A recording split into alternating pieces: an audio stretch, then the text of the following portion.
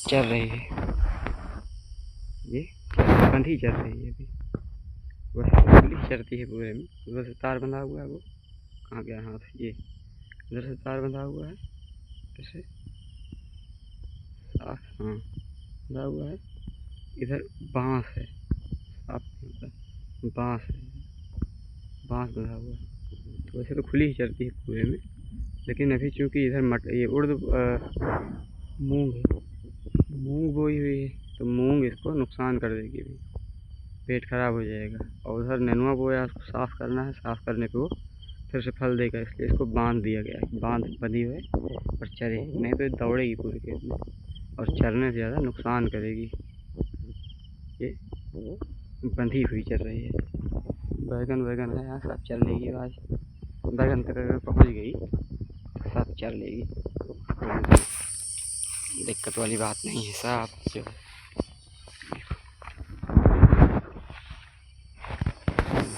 है बच्चे है इधर देख, नहीं चल रही है अभी ना, चल रही है। चारण चारागाह हमारे यहाँ हुआ करता था, लेकिन जो बड़े बड़े लोग हुए उन्होंने चारागाह की ज़मीनों पर कब्जा कर लिया, पट्टा करा लिया प्रधान से कह करके।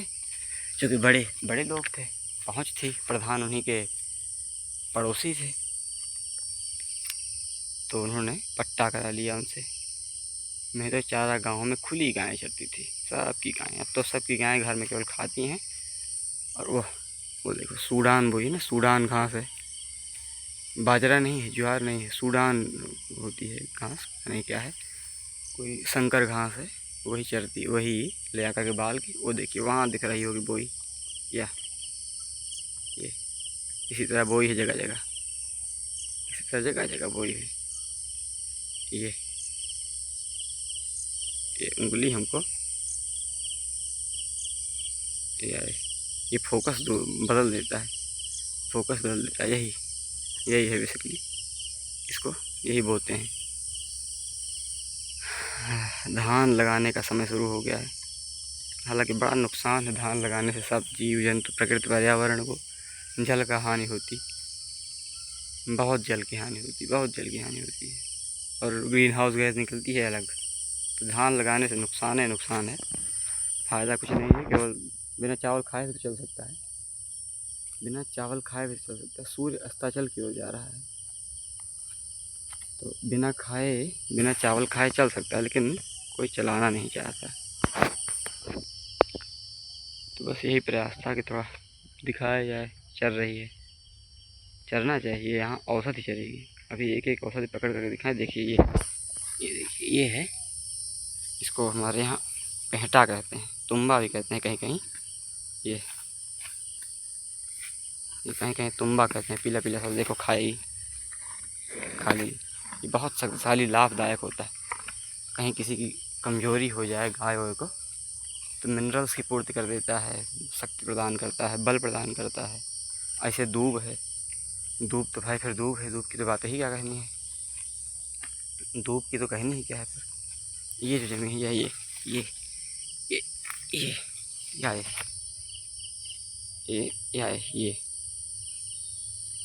ये फूलिया है, फूलिया है। ये खूब सारी जमीन है। ये फूलिया है, ये फूलिया है, ये फूलिया है। इसको ये खट्टी होती है, इसकी चटनी बना के हम आप भी खा सकते हैं। चटनी बनती है इसकी, खा सकते हैं, पेट के लिए बड़ी लाभदायक होती है। इसको चरेगी तो इसका पेट सही रहेगा। ऐसे ही यहीं दूधी घास जमी रहती है, दोधक कहते हैं, ये जमी हुई या यही ये या यही तो या ये। इसको जब तोड़ देंगे तो इसमें से दूध निकलने लगेगा, इसीलिए इसको दोधक कहते हैं, दूधी घास कहते हैं। ये भी पेट के लिए बड़ी लाभदायक होती है। ऐसे देखिए दूब है, दूब नहीं है, ऐसे सब खर हैं यहाँ, खरपतवार हैं, लाभकारक, बलवर्धक। इसी में कद्दू बोया था, अब ख़त्म हो गया है, घास जमी है तो गाय चरे अब आराम से। ऐसा कुछ है, ऐसी कुछ व्यवस्थाएं हैं। उधर केला लगा दिया गया है, कुछ आम के छोटे छोटे पौधे लगे हुए हैं। बड़े होंगे, जब बड़े होंगे तो इनको अच्छी जगह रोपित कर दिया जाएगा। जहाँ जहाँ से यहाँ पेड़ पौधे ख़त्म हो रहे हैं, गिर रहे हैं, वहाँ वहाँ इनको फिर से, यहाँ एक पेड़ था या यहाँ एक पेड़ था, यहाँ या यहाँ एक पेड़ था, या यहाँ ये जो है ये नहीं, इसके आगे एक था, ये यहीं इस दीवार के ठीक पीछे एक पेड़ था। यहाँ इन्हीं जगहों पर जहाँ जहाँ से पेड़ गिर रहे हैं, यहाँ हर जगह एक, ये देखिए एक सूख गया। तो ऐसे ही जहाँ जहाँ से पेड़ कम हो रहे वहाँ वहाँ लगाया जाएगा, जिससे प्रकृति पर्यावरण का संतुलन कम हो। सफ़ेदा बहुत लगा था, सफ़ेदा हटा दिया गया। सफ़ेदा बहुत जो है पानी सोखता है, बहुत पानी से। 1-2 पेड़ लगा रहे औषधि के रूप में और नस्ल बचाने के रूप में, बस और कुछ नहीं, कुछ नहीं। सब बकवास बाजी। ये सब जो है ज़्यादा लकड़ी मिले, ज़्यादा, ये सब उपभोक्तावाद की मांगें हैं कि उपभोक्तावादी जो प्रकृति है, उपभोक्तावादी जो प्रकृति है हमारी, जो हमारी पूंजीवादी बाजारवादी प्रकृति है, उसी की मांगें हैं ये, केवल उसी की मांगें हैं जो प्रकृति को नुकसान पहुंचा रही हैं। इन्हीं बातों का गांधी जी विरोध करते थे, खूब विरोध करते थे गांधी जी इन्हीं बातों का, कि जो मनुष्य है उसके अंदर आंतरिक नैतिकता होनी चाहिए। जब उसके अंदर आंतरिक नैतिकता होगी, अंतरात्मा की आवाज़ उठेगी, तब वो व्यक्ति जो है स्वराजी हो जाएगा। और ऐसे स्वराजी व्यक्ति की अंतरात्मा में ही सत्य की आवाज़ उठेगी। उसको पता चलेगा, उसकी आत्म अनुभूति में ही सत्य का प्रस्फुटन होगा और वही सत्य उसको नैतिक बना देगा। और ऐसा नैतिक व्यक्ति प्रकृति के, समाज के विरोध में काम नहीं करेगा। और जब प्रकृति प्रसन्न होगी तो समाज प्रसन्न होगा, समाज प्रसन्न होगा तो इन्हीं समाजों से मिलकर के राज्य, राष्ट्र, विश्व बना, वो प्रसन्न होगा। और उसी विश्व में स्वयं रह रहा तो वो भी प्रसन्न हो जाएगा। ये गांधीवाद की विचारधारा, ऐसी ही कुछ विचारधारा सुखवाद की है, लेकिन उसमें परिणाम सापेक्षता है कि उसका परिणाम अच्छा होना चाहिए। गांधीवाद का परिणाम से कोई मतलब नहीं, वो परिणाम निरपेक्ष कार्य करता है, परिणाम से निरपेक्षता कार्य करता है। वो कहता है कि परिणाम कुछ भी हो, जो कार्य नैतिक है वही किया जाए। ऐसा ही कुछ विचार कांत का है, इमैनुअल कांत का। इमैनुअल कांत कहता है कि जो विचार,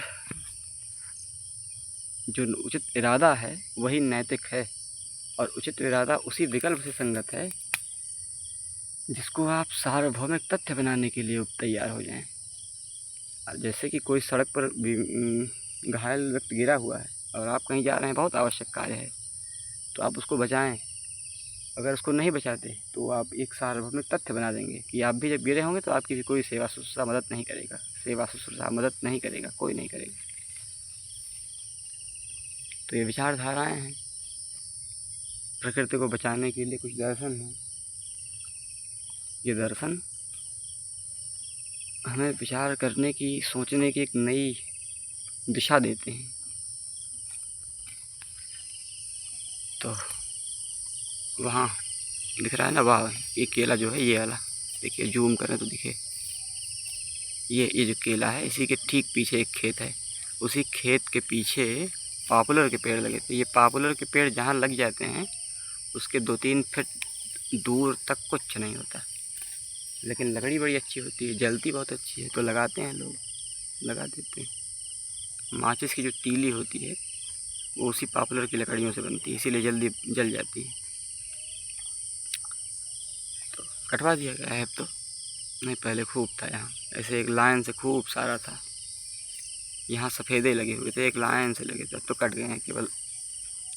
केवल एक औषधि के रूप में। नीलगिरी है ना, तो औषधि है, अच्छी चीज़ है, लेकिन बहुत नुकसान देती है, प्रकृति को कष्ट दे देती है।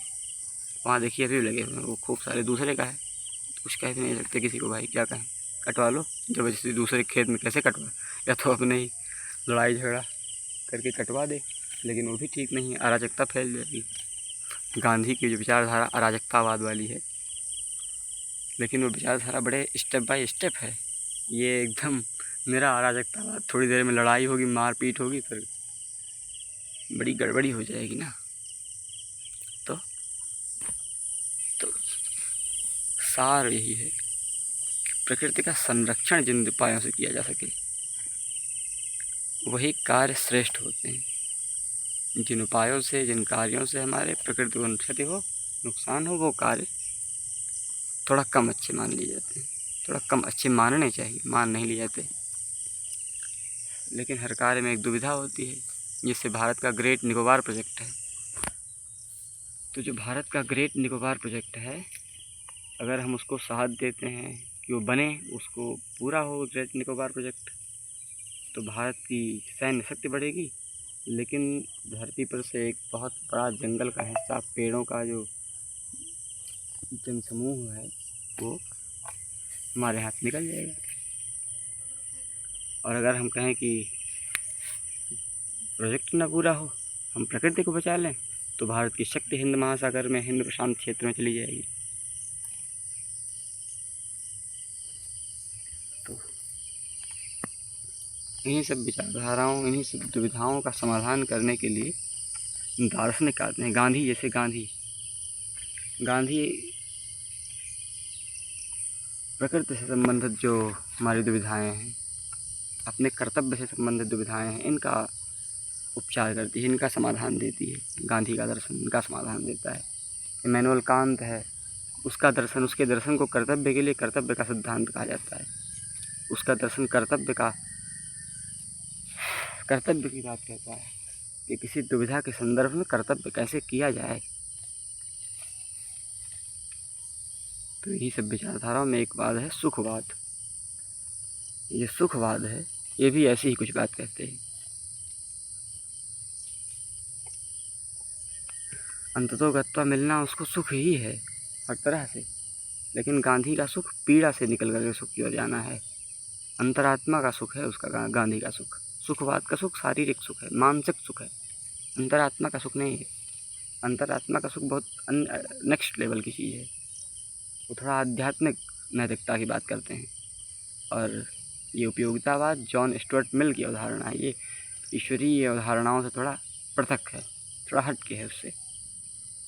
ठीक है, यही प्रयास था बताने का कि प्रकृति जो है संरक्षित की जाए किन्हीं उपायों से। धन्यवाद।